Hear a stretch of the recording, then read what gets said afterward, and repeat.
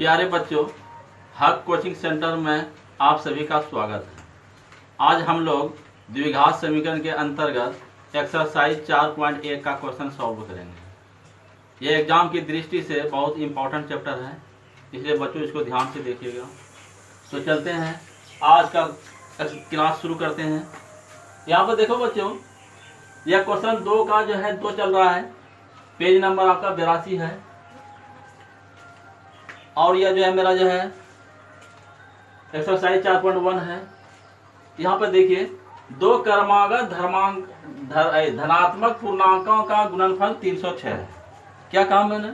2 क्रमागत धनात्मक पूर्णांकों का गुणनफल 306 है। हमें पूर्णांकों को ज्ञात करना है। तो बच्चों यहाँ पर चलिए, माना कि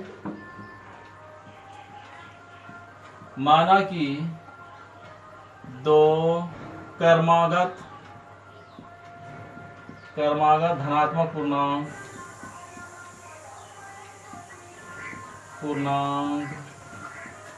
क्रमशः x और x+1 है। समझ लिया बच्चों?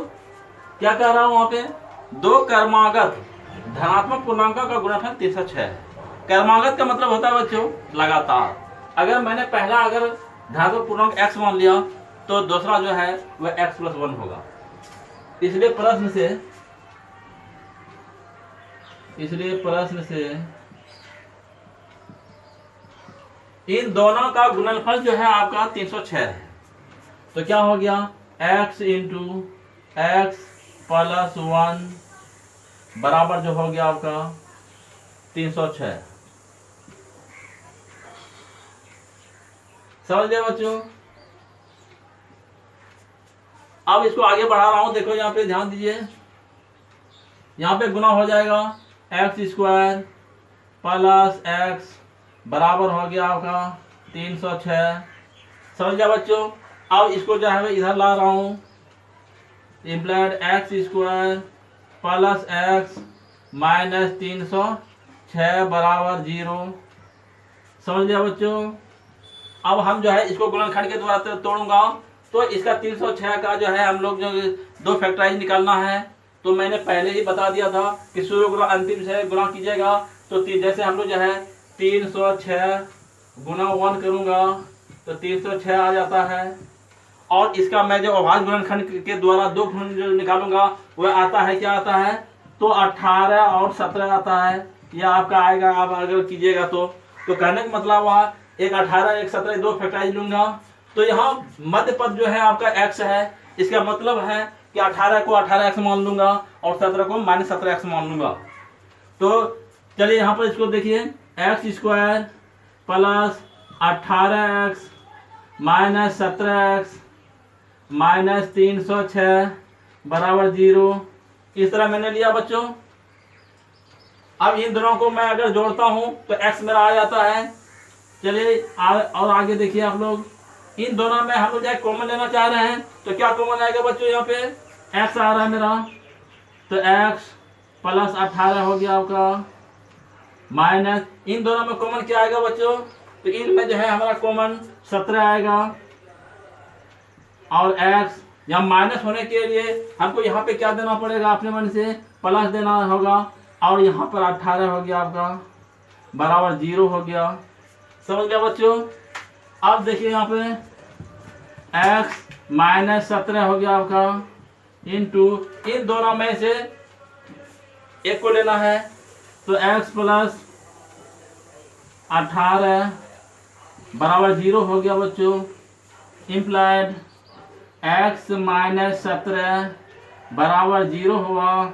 इम्प्लाइड x बराबर क्या होगा बच्चों? तो 17 हो गया।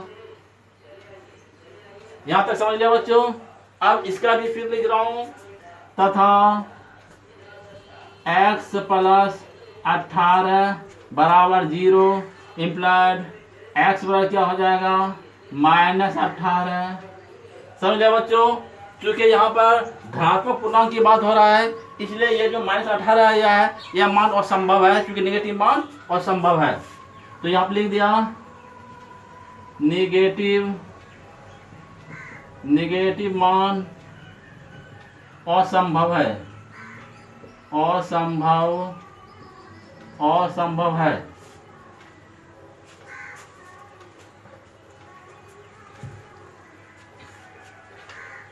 समझ लिया बच्चों। अब देखिए आगे, इसीलिए क्या हो गया आपका x बराबर जो हुआ आपका, ये आपका 17 है। x क्या हो गया आपका 17 हुआ। इसीलिए अतः पहला धनात्मक पूर्णांक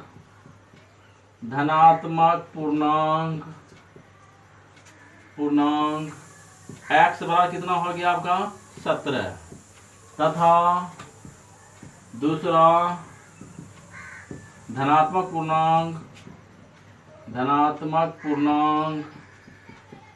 पूर्णांक बराबर जो है आपका x प्लस 1 है बच्चों। दूसरा धनात्मक पूर्णांक क्या है हम लोग का x प्लस 1, इसलिए क्या हो गया 17 जोड़ 1 हो गया 18 हो गया।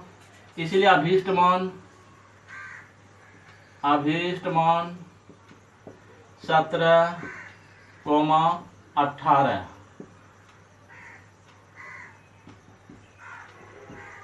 समझ लिया बच्चों। एक बार फिर चलते हैं। दो क्रमांक धनात्मक पूर्णांक का गुणनफल 306 है। हमें पूर्णांकों को ज्ञात करना है। इस तरह बच्चों हम लोगों ने जो है दो क्रमांक धनात्मक पूर्णांक x और x प्लस 1 ले लिया और उनका गुणनफल यानी x प्लस 1 बराबर 306 है। इस तरह इसको हम लोग हल करके गुणनखंड द्वारा यहाँ पर जो आपका मान आया, पहला धनात्मक पूर्णांक जो है 17 है और दूसरा धनात्मक पूर्णांक क्या है 18 है। तो बच्चों इसको अच्छी तरह से आप नोट कर लिए। अब हम जो है इससे आगे का क्वेश्चन सॉल्व करेंगे।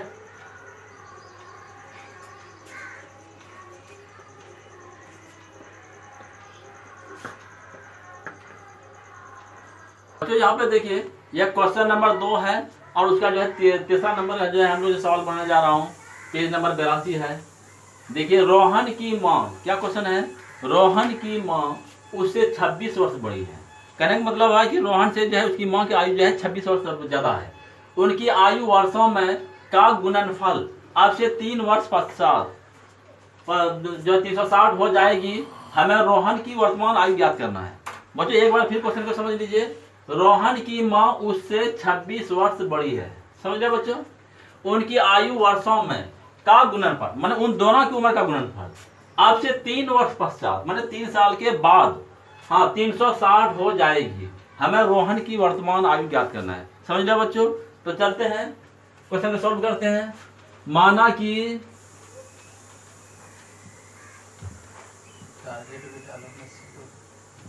कि रोहन की वर्तमान आयु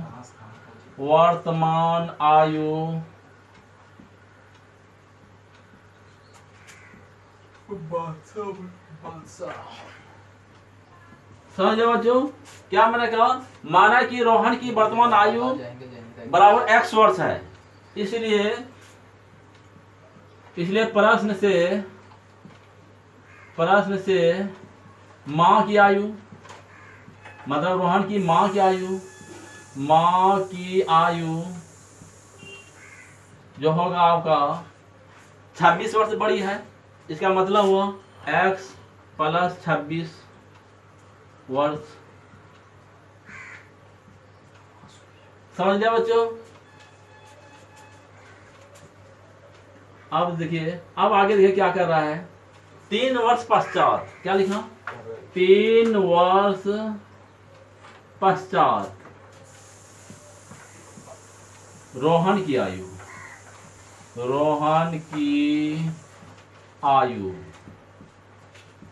बराबर क्या हो जाएगा बच्चों बताओ। यानी 3 साल के बाद रोहन की आयु x है तो x प्लस 3 हो जाएगा। तो x प्लस 3 वर्ष होगा। समझ लिया बच्चों। तो 3 वर्ष पश्चात उसकी माँ की भी आयु तो क्या होगा, तथा 3 वर्ष पश्चात माँ की आयु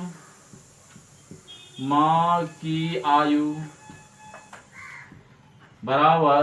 तो कहने का मतलब हुआ कि माँ का आयु जो है 3x प्लस 26 है तो 3 वर्ष बाद कह रहा है तो x प्लस 26 और इसमें जो है हमने जो है जोड़ दिया है प्लस 3, तो कहने का मतलब हो गया आपका x प्लस 29 वर्ष। कितना हो गया बच्चों? x प्लस 29 वर्ष। इसीलिए प्रश्नानुसार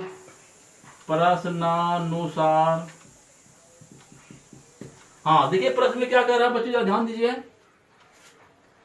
उनकी आयु वर्षों में का गुणनफल, मतलब इसका और इसका गुणनफल 3 वर्ष पश्चात 360 हो जाएगी। कहने का मतलब हुआ कि x plus 3 into x plus 29 बराबर जो है आपका कितना उम्र हो जाता है? 360 हो गया। यहां तक बच्चों आपने समझ लिया।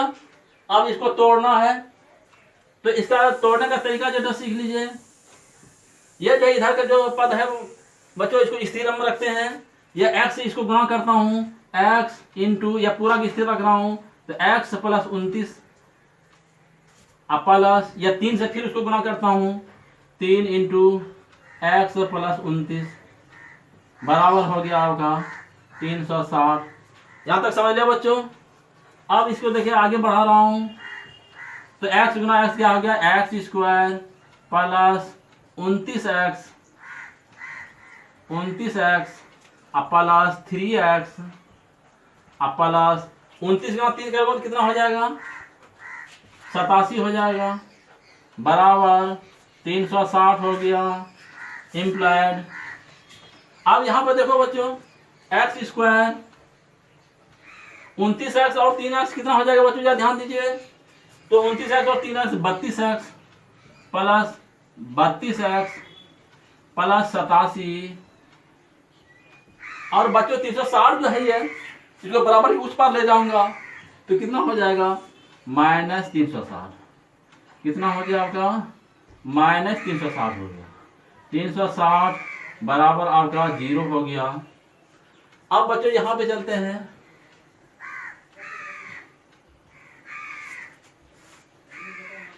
अब देखिए बच्चों ध्यान दीजिए, implied x square plus 32x और इसमें 360 में जो 87 घटाऊंगा तो कितना हो जाएगा? तो माइनस 273 बराबर 0। समझ लिया बच्चों। अब देखिए हमने आपको बताया था कि शुरू गुणा अंतिम गुणा करूंगा तो 273 x square minus 273 x square हो जाता है। इसका जो अभाज्य गुणनखंड के द्वारा 2 फैक्टराइज निकालना है, तो इसका फैक्टराइज हम ऐसे निकालूंगा, जो पहले बता चुका हूं उसे निकाल लीजिएगा। X square plus 39x plus minus 7x minus 273 बराबर 0। कितना आया बच्चों? ये 39x और 7 ये माइनस 7x ये दोनों फैक्टराइज आता है। अब देखिए इसको 39x में अगर 7x को घटा दूं तो प्लस 32x भी हमारा मिल रहा है। अब जाकर आगे इसको बढ़ा रहा हूं, तो यहाँ पे देखो बच्चों एक्स स्क्वायर प्लस 39 है, इसमें कॉमन मेरा क्या आ रहा है? तो x आ रहा है मेरा कॉमन x, तो x प्लस 39 हो गया आपका, माइनस इसमें कॉमन क्या आएगा? तो 7 कॉमन ले लिया मैंने, तो x यहाँ माइनस होने के लिए अपने से इसमें प्लस लगाना पड़ेगा, क्योंकि ये माइनस बाकी जो टूटेगा तो माइनस प्लस माइनस हो जाएगा। अब फिर यहाँ पे क्या लिख दिया मैंने? तो 39 लिख दिया बराबर 0 implied x minus 7 into x plus 39 बराबर 0। यह मैंने पहले ही बता चुका हूं। इन दोनों जैसे ये दोनों आपका मिल रहा है, तो ये दोनों में से एक को लेना है, तो x प्लस एक्स माइनस 7 यहाँ हो गया, इन दोनों में से एक लिया, x प्लस 39 बराबर 0। अब इसको हम आगे बढ़ा रहा हूँ, x माइनस 7 बराबर 0 हो गया इम्प्लाइड x क्या हो गया आपका? 7 हो गया, तथा x प्लस 39 बराबर आपका 0 हुआ इम्प्लाइड x कितना हो गया? माइनस 39 हुआ बच्चों। क्योंकि यहाँ निगेटिव वैल्यू आ रहा है, उम्र जो है निगेटिव नहीं हो सकता, इसलिए निगेटिव मान असंभव है, निगेटिव मान संभव नहीं है, संभव नहीं है। समझ लिए बच्चों। इसीलिए x बराबर मेरा क्या हो गया, तो 7 हो गया। कहने का मतलब हुआ अर्थात रोहन की वर्तमान आयु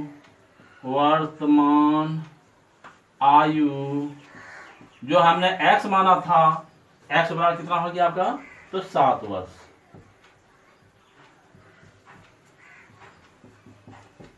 समझ लिया बच्चों। तो मतलब रोहन की आयु मैंने x माना था, इसलिए रोहन की वर्तमान आयु x बराबर 7 वर्ष, यानी रोहन की जो उम्र है उस वक्त 7 वर्ष है। यह क्वेश्चन बच्चों आपका बहुत इंपॉर्टेंट था, इसको आप लोग अच्छी तरह से नोट कर लीजिए। अब इससे आगे का क्वेश्चन हम सॉल्व करेंगे।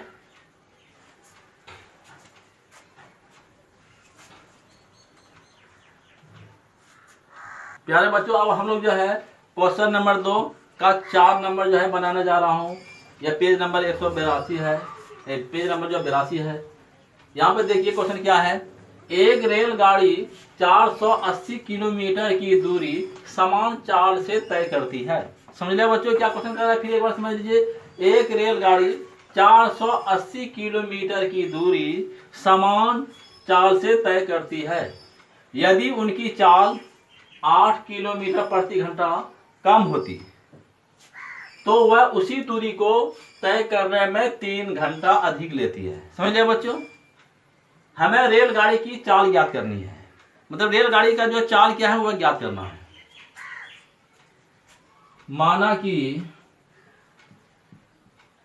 माना कि रेलगाड़ी की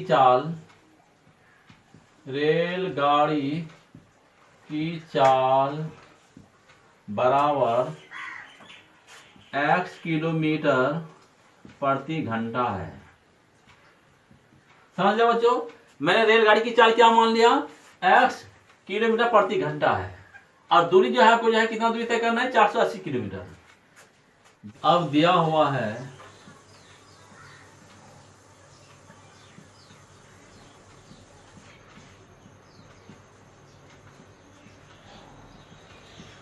दूरी बराबर जो है बच्चों यहाँ पे 480 किलोमीटर है, 80 किलोमीटर। समझ लिया बच्चों। इसीलिए 480 किलोमीटर दूरी तय करने में लगा समय बराबर क्या होता है बच्चों, तो दूरी बटे चाल होता है।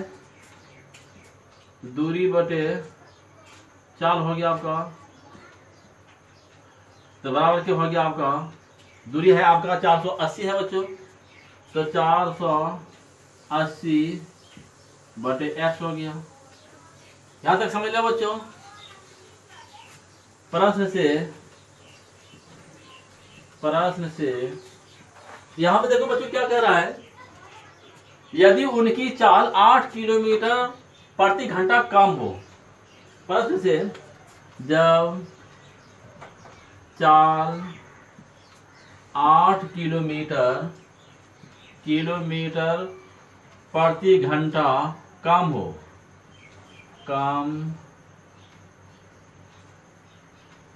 हो तो रेलगाड़ी की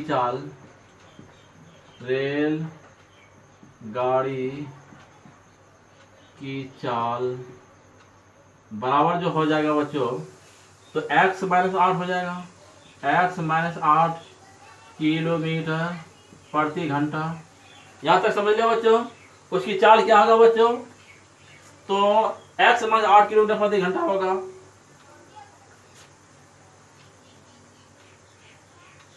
इसीलिए 480 किलोमीटर दूरी तय करने में लगा समय बराबर दूरी बटे चाल हुआ बच्चों, दूरी बटे चाल, क्योंकि आपको वही दूरी तय करना है, इसलिए कितना हो गया 480 बटे x माइनस 8। यहां तक समझ लिया बच्चों। अब देखिए यहाँ पर क्या कह रहा है, यदि उनकी चाल 8 किलोमीटर प्रति घंटा कम हो तो वह उसी दूरी को तय करने में 3 घंटा अधिक समय लेती है। इसीलिए प्रश्नानुसार समझ लिया बच्चों। तो प्रश्नानुसार क्या हो गया कि 480 बटे x माइनस 8 घटाओ, ये जो चाल है आपका, ये दोनों जो आपका चाल है, इसके चाल में इसको घटा देना है। 480 बटे x बराबर कितना घंटा अधिक समय लेती है बच्चों, यहाँ पर ध्यान दीजिए 3 घंटा, इसीलिए बराबर ये मैंने यहाँ पर 3 दे दिया। समझ लिया बच्चों। इस यहाँ पर कैसे लिखा इसको समझ लेना है। बड़ा में छोटा को घटाना है, क्योंकि 480 बटे x माइनस 8 ये छोटा है, छोटा से जब किसी संख्या में भाग दिया जाता है तो वो बड़ा हो जाता है, और उसी संख्या को अगर बड़े संख्या से भाग लगाऊंगा तो छोटा पार्ट बनता है। इसीलिए मैंने यहाँ पे लिख दिया 480 बटे x माइनस 8 माइनस 480 बटे x बराबर 3। अब इसका हम बच्चों एलसीएम लेता हूँ, तो एलसीएम क्या हो जाएगा, x इंटू एक्स माइनस 8। यहां तक समझ लिया बच्चों।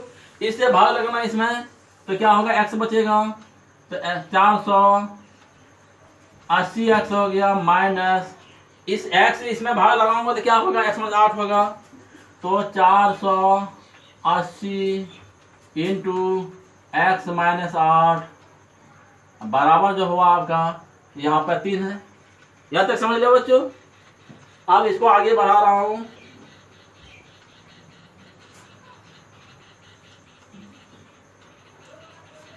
अब देखो बच्चों यहाँ पे क्या करने जा रहा हूं।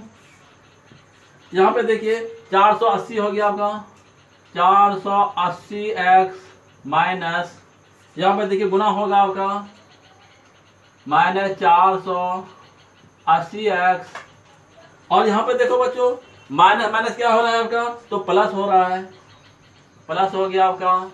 इसके बाद 480 गुना 8 करूंगा तो कितना हो जाएगा, 8 गुना 0 8 64 प्लस 4 मतलब 6 हो गया, और 8 को 32 और 6 38 हो गया आपका, 3840 होता है, 3800 कितना होता है यहाँ पे, तो 40 होता है आपका। अब बटे कितना हो गया यहाँ पे, ध्यान दीजिए बच्चों, तो x इंटू एक्स माइनस 8 है यहाँ पे, x इंटू एक्स माइनस 8 बराबर जो है यहाँ पे देख लो बच्चों, यहाँ पे आपका 3 है, यहाँ पे मैंने 3 दे दिया इम्प्लाइड।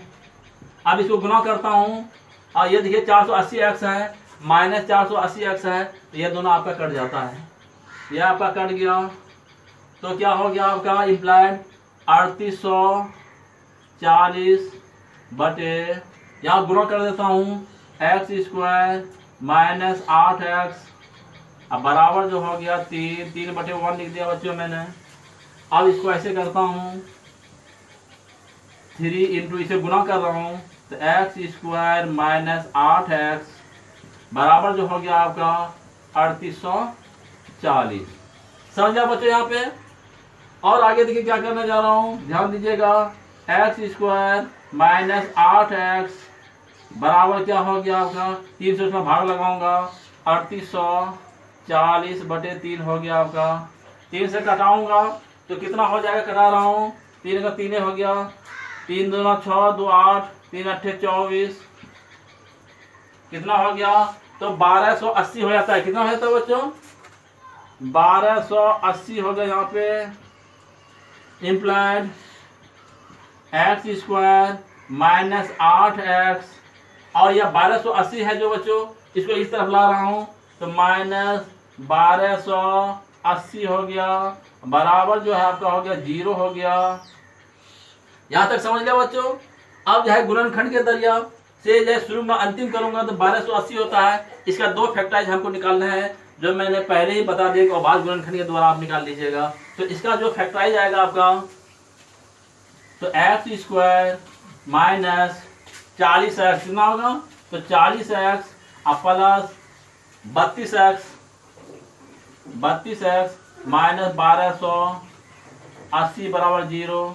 समझ लिया बच्चों। मैंने 2 फैक्टराइज इसमें जो है माइनस 40x और 32x लिया हूँ। जब इन दोनों को जोड़ता हूँ तो माइनस 40x में 32x चलाते हैं, माइनस 8x मेरा हो जाता है। समझ गया बच्चों। अब इन दोनों में हमको जो है कॉमन लेना है और इसमें भी कॉमन लेना है।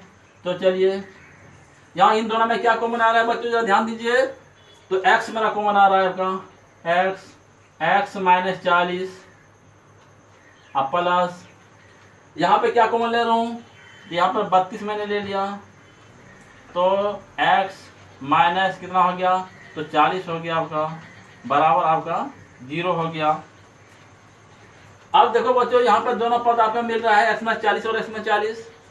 अब आगे बढ़ा रहा हूँ इसको, तो x minus 40 into x plus 32 बराबर 0 हो गया।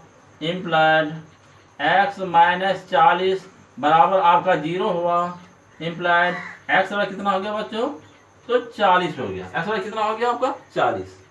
तथा इधर चलता हूँ, तथा x प्लस 32 बराबर आपका जो हो गया 0। इम्प्लाइड x वाला कितना हो गया माइनस 32। तो निगेटिव मान और संभव है, निगेटिव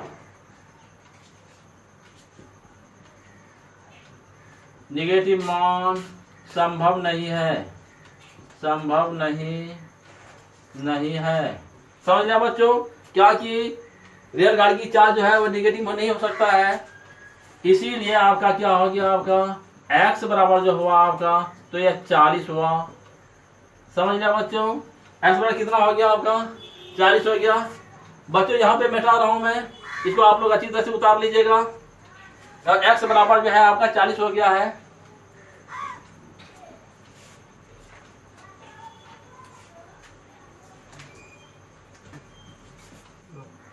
तो बच्चों यहाँ पे देखो इम्प्लाइड, इसीलिए x कितना आ गया है यहाँ पे, x बराबर जो हो गया आपका 40 से आया है आपका,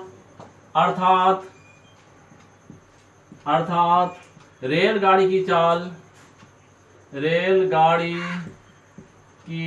चाल हमने x माना था, तो x बराबर कितना हो गया आपका, x बराबर जो हुआ 40 किलोमीटर प्रति घंटा। समझ लिया बच्चों। इस तरह मैंने इस क्वेश्चन को सॉल्व किया। रेलगाड़ी की चाल कितना निकला, तो 40 किलोमीटर प्रति घंटा है। तो बच्चों इसको आप अच्छी तरह से इसको उतार लीजिए, और यह हिसाब जो है आपका बहुत इंपॉर्टेंट था, इसको आप लोग अच्छी से बनाइएगा। इस तरह बच्चों हम लोग जो है एक्सरसाइज 4.1 का जो है टोटल क्वेश्चन सॉल्व कर लिए। अब इससे आगे हम लोग जो है 4.2 एक्सरसाइज का क्वेश्चन सॉल्व करेंगे।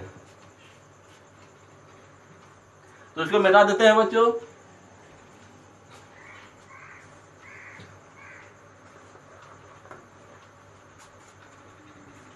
अब हम लोग जो है एक्सरसाइज 4.2 का क्वेश्चन सॉल्व करेंगे। यहाँ पे देख लीजिए एक्सरसाइज जो है 4.2 है, इसका जो है क्वेश्चन नंबर 1 है और पेज नंबर जो है आपका 85 है। इसमें देखिए क्वेश्चन क्या कह रहा है, गुणनखंड विधि से, कौन विधि से, गुणनखंड विधि से निम्न द्विघात समीकरण के मूल ज्ञात करें। ये क्वेश्चन है आपका। तो फर्स्ट का हम लोग फर्स्ट क्वेश्चन बनाने जा रहा हूँ। दिया हुआ है x square minus 3x minus 10 बराबर 0। यह है आपका, हम लोग जो है द्विघात समीकरण के जो मूल है वह गुणनखंड विधि से हम लोग निकालेंगे। तो यहाँ पर चलिए देखिए बच्चों, x square minus 3x minus 10 बराबर 0 है। तो मैं इसका फैक्टराइज कैसे लूंगा, जरा इधर समझ लीजिए। थोड़ा सा हिंट में चलता हूँ।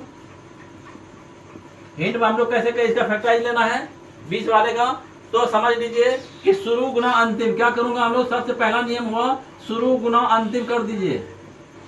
शुरू गुना अंतिम मतलब हो गया आपका एक्स स्क्वायर, अब गुना जो है माइनस 10 कर दिया, तो मतलब हो गया माइनस 10 एक्स स्क्वायर। कितना आ गया बच्चों, माइनस 10 एक्स स्क्वायर आ गया। इसका जो फैक्टराइज मैं लेना चाह रहा हूँ, तो हम लोग अभाज्य गुणनखंड विधि से निकालूंगा। जैसे मैं सबसे पहले 10 का जो है अभाज्य गुणनखंड निकालूंगा।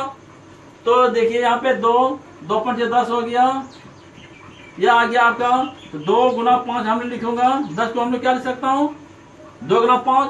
तो कहने का मतलब वह है कि हम लोग का मध्य पद जो है -3x है, तो इसीलिए मैं इसका जो फैक्टराइज लूंगा तो ये ले रहा हूँ 5 जो है इसको मैंने -5x बना दिया, इसको 2 को मैंने 2x बना दिया। समझ लिया बच्चों, यह जो है हम लोग जो है यही दो फैक्टराइज मैंने 5x -5x और 2x लिया है। अगर इन दोनों को जोड़ा जाए, जोड़ने के बाद ये बीच वाला हो जाना चाहिए। तो देखिए यहाँ पर -5x और +2x को अगर जोड़ता हूँ तो मेरा बीच वाला भी जो है हो जाता है। फिर इन्हीं दोनों फैक्टराइज को अगर गुना किया जाए तो देखिए गुना इसको कर रहा हूँ तो 5 और 10 -10x² भी, या जो अंतिम क्या हूँ यह भी हो जाता है। तो कहने का मतलब हुआ कोई भी फैक्टराइज अगर मैं लूँ तो शुरू गुना अंतिम जो होता है उन फैक्टराइज को गुना करने से वो मिल जाना चाहिए। साथ ही उन्हीं फैक्टराइज को जोड़ने के बाद जो बीच वाला भी जो है पद मिल जाना चाहिए। तो यह कहने का मतलब हुआ कि इसका जो दो फैक्टराइज मैंने लिया है -5x और 2x लिया है। चलिए बच्चों अब यहाँ पर चलिए, तो x² -3x -10 0 है। इसको देखिए आगे बढ़ा रहा हूँ तो x² -5x +2x -10 = 0 इस तरह ले लिया बच्चों मैंने। अब देखिए इसमें जो कॉमन लेना, इसमें कॉमन लेना है। तो यहाँ पर चलिए देखिए बच्चों x² -5x है, इसमें कॉमन हमारा क्या आ रहा है तो x आ रहा है। देखिए यहाँ x आ रहा है, x ले लिया मैंने। तो x माइनस यह आपका 5 हो गया प्लस इन दोनों में भी कॉमन क्या आ रहा है, देखिए यहाँ पे 2x है और -10 है, इसमें कॉमन मेरा 2 आ रहा है। तो यहाँ पे 2 मैंने ले लिया तो x -5 यहाँ पे हो गया बच्चों बराबर 0 इम्प्लाइड।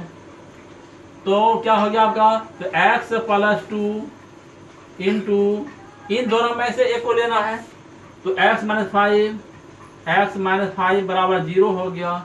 यहाँ तक बच्चों आपने समझ लिया। इम्प्लाइड x +2 बराबर 0 इम्प्लाइड x बराबर क्या हो गया बच्चों -2 तथा x -5 बराबर क्या हो गया बच्चों 0 इम्प्लाइड x बराबर क्या हो गया आपका तो 5। समझ गया बच्चों। इसीलिए x बराबर जो हुआ आपका -2, 5 या बच्चों अतः दिए हुए द्विघात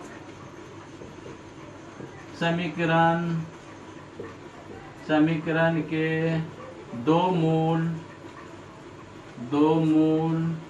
-2 और 5 है। समझ गया बच्चों। इस तरह से मैंने इन क्वेश्चन को सॉल्व किया कि इस समीकरण का जो है दो मूल क्या आया तो -2 और 5 है। तो बच्चों इसको अच्छी तरह उतार लीजिए। अब जो है अगला क्वेश्चन हम सॉल्व करते हैं।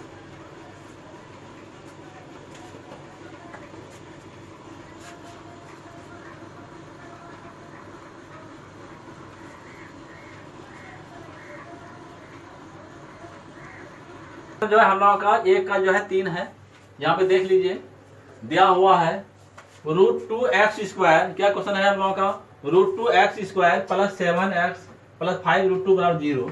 फिर एक बार समझ लीजिए बच्चों, यह क्वेश्चन हम लोगों का है √2x² + 7x + 5√2 = 0। इसको जो है गुणनखंड विधि से हम लोगों को जो है इसका मूल ज्ञात करना है।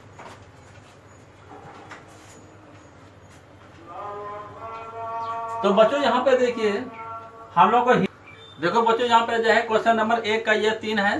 तीसरा जो हम लोग बना जा रहा हूँ यह दिया हुआ है √2x² + 7x + 5√2 = 0। फिर एक बार क्वेश्चन को समझ लीजिए √2x² + 7x + 5√2 = 0। इसको जो हम लोग को गुणनखंड विधि से जो है इसका जो है मूल ज्ञात करना है।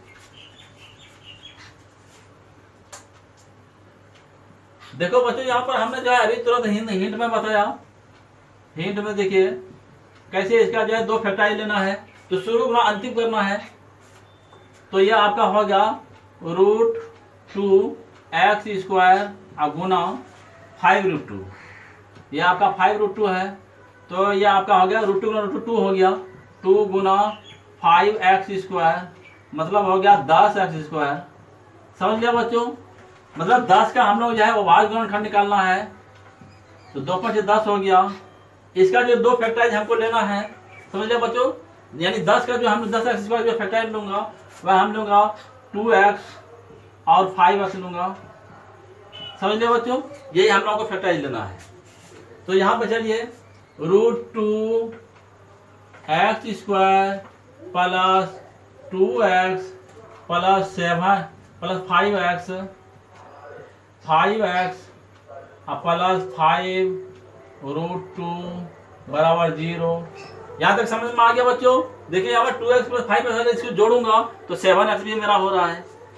अब देखिए यहाँ पे ऐसा करते हैं, इन दोनों में कॉमन मेरा क्या आ रहा है, तो √2 आ रहा है कॉमन, √2x मेरा कॉमन आ रहा है।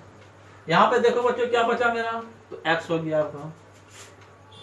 अब प्लस देखिए बच्चों यहाँ पे जरा थोड़ा सा दिमाग लगाइएगा कि यह 2 जो है 2 को मैं √2 गुना √2 तो लिख सकता हूँ, इसीलिए यहाँ पर मैंने 2 होने के लिए इसे जो गुना होगा तो मैंने यहाँ पे √2 ले लिया।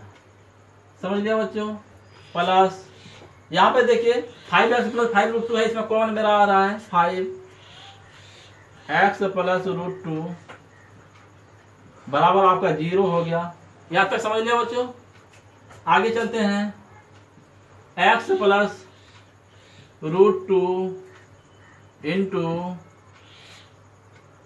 इंटू हो गया, यह आपका जो है √2x प्लस 5 बराबर 0 हो गया आपका। इम्प्लाइड x प्लस √2 बराबर 0 हो गया। इम्प्लाइड x बराबर कितना हो गया बच्चों, -√2। यहाँ तक समझ लिया बच्चों? अब इससे आगे देखो क्या होता है, तथा √2x प्लस 5 बराबर आपका 0 है। समझ लिया बच्चों?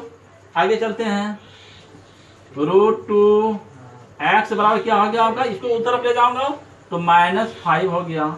इम्प्लाइड x बराबर जो हुआ आपका -5/√2। यहाँ तक समझ लिया बच्चों?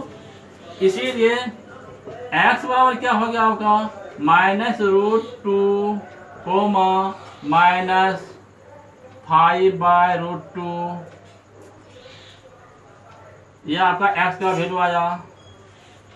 अतः दिए गए समीकरण के मूल -√2 और -5/√2 है, √2 है। समझ लिया बच्चों? इस तरह हम लोग जो है ये क्वेश्चन सॉल्व हो गया। इस समीकरण का मूल मेरा क्या आया, देख लीजिए, -√2 और -5/√2 ये समीकरण के मूल है।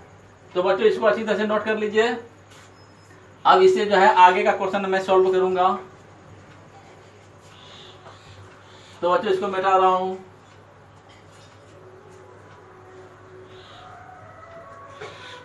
देखो बच्चों ये जो है क्वेश्चन जो है हम लोग जो है तीसरा बनाना जा रहा हूं, 3 नंबर का, पेज नंबर आपका 85 है। देखिए ऐसी 2 संख्याएं ज्ञात कीजिए। क्या क्वेश्चन है, जरा ध्यान से दीजिएगा। देखिए ऐसी 2 संख्याएं ज्ञात कीजिए जिसका योग 27 हो और गुणनफल कितना हो, 182 हो। समझ लिया बच्चों? एक बार फिर समझ लीजिए। ऐसी 2 संख्या ज्ञात कीजिए, यानी 2 संख्या हमको ज्ञात करना है जिसका योग 27 हो और गुणनफल कितना हो, 182 हो। समझ लिया बच्चों? यह क्वेश्चन आपका बहुत इंपॉर्टेंट है। माना कि एक संख्या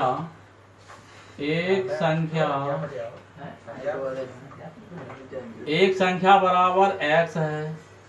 समझ लिया बच्चों? इसीलिए प्रश्न से दूसरी संख्या मेरा क्या हो जाएगा, जल्दी से बताओ बच्चों। दूसरी संख्या हम लोग क्या लिखेंगे, तो 27 - x लिखूंगा, इसलिए कि 2 संख्याओं का योग जो है 27 है। इसलिए दूसरी संख्या मेरा क्या हो गया, तो 27 माइनस एक्स। समझ लिया बच्चों। फिर प्रश्न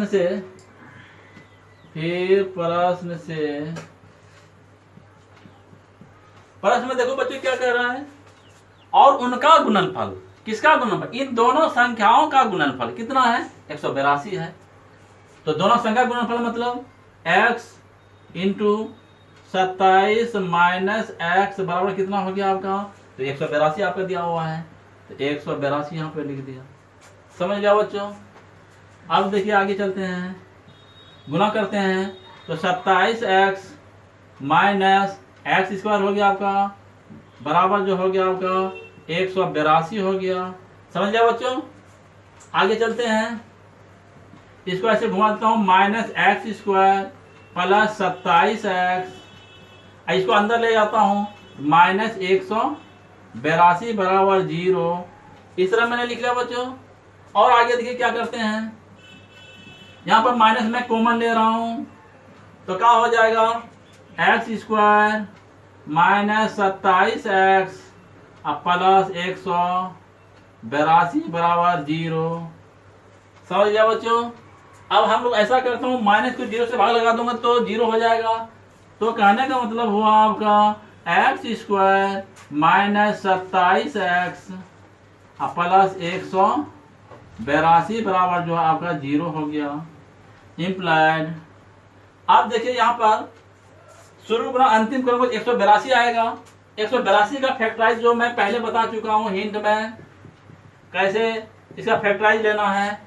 182 का ऐसे फैक्टराइज लीजिएगा, तो इसका जो फैक्टराइज मैं लूंगा, जो इसका अभाज्य गुणनखंड के निकालना है, तो इसका जो मैं फैक्टराइज लूंगा तो क्या लूंगा, तो यहाँ 27x होना चाहिए, तो मैं इसको ले रहा हूँ 14x, कितना ले रहा हूँ, माइनस 14x और माइनस 13x, यही दो फैक्टराइज कर लूंगा मैं। चल देखिए तो आपका कितना हो जाता है, इसके यहाँ पर एक्स स्क्वायर अगर दिया जाए तो इस तरह मैं फैक्टराइज ले लिया। चलिए x square minus 14x minus 13x plus 182 बराबर आपका 0 हो गया। समझ गया बच्चों। इन दोनों का अगर जोड़ूंगा तो मैंने 27x मेरा हो रहा है, इम्प्लाइड। इन दोनों में कॉमन लेता हूँ, x कॉमन आ गया, x माइनस 14 हो गया, माइनस 13 इसमें कॉमन आ गया, तो x माइनस आपका 14 हो गया। समझ लिया बच्चों। माइनस इसलिए मैंने दिया, ये ब्रैकेट जो टूटेगा तो माइनस माइनस यहाँ प्लस हो जाएगा, बराबर 0 हो गया आपका, implied. x minus 13 into x minus 14 बराबर आपका 0 हो गया। समझ लिया बच्चों। यहाँ पे इसको मिटा रहा हूं।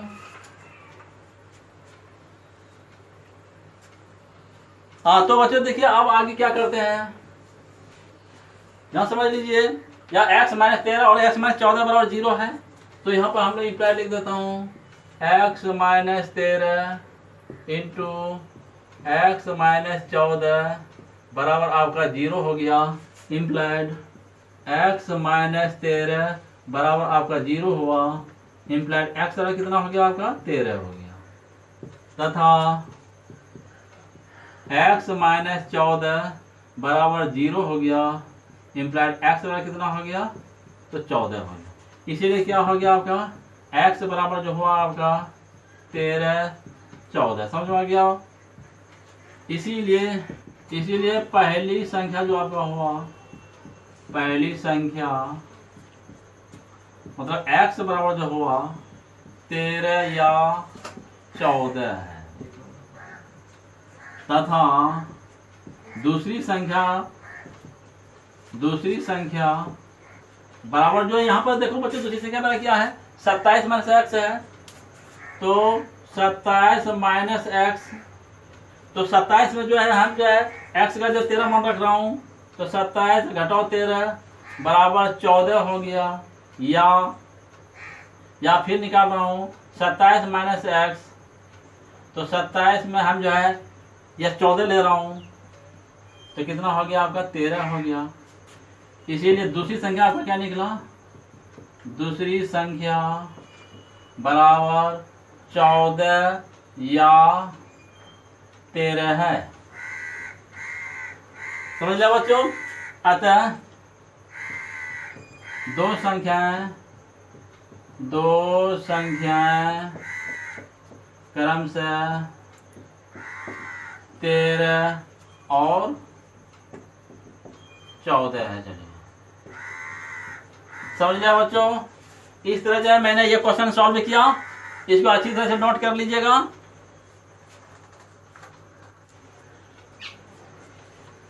बच्चों आज हम लोगों ने एक्सरसाइज 4.2 का क्वेश्चन सॉल्व किए।